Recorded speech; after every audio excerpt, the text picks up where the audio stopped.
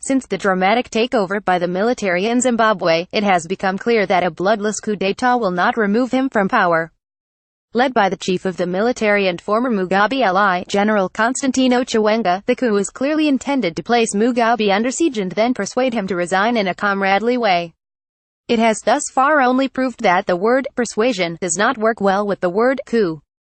It makes no sense to stage a military coup and then open negotiations to persuade the targeted leader to walk away. The normal flow of events of a military coup is that the targeted leader is forcibly removed and sometimes expelled from the country. The strange thing about the Zimbabwean coup is that the soldiers went halfway in, and then attempted to revert back to the political process and asked Mugabe to leave office.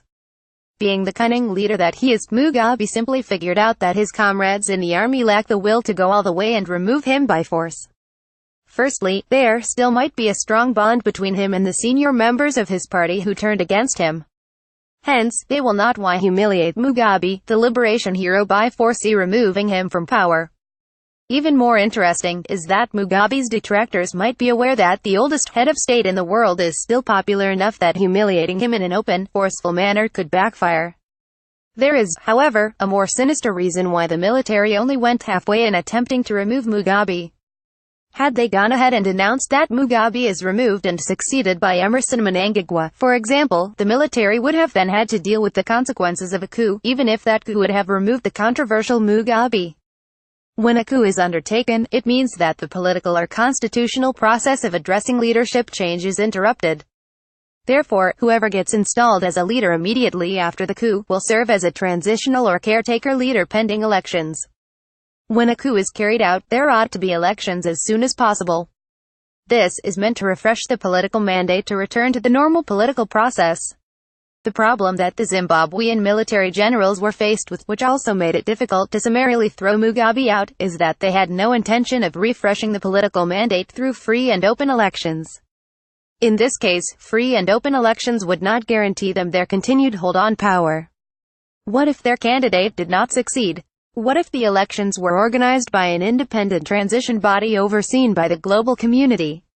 Those are some of the uncertainties they would have taken into account in the manner they removed Mugabe.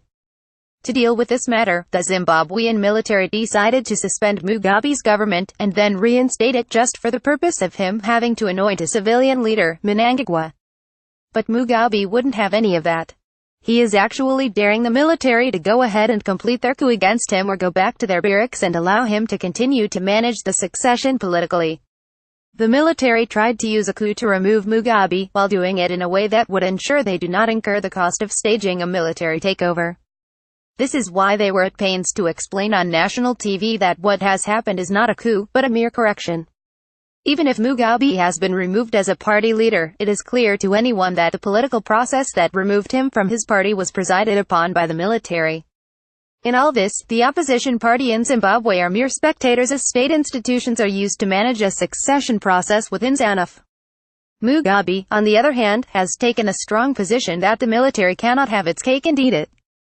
His message is that you either follow the constitutional process through which to manage succession or you use a military coup. You cannot have it both ways. Ralph Mathuga is a fellow at the Saatchi Chair African Diplomacy and Foreign Policy at the University of Johannesburg and author of When Zuma Goes.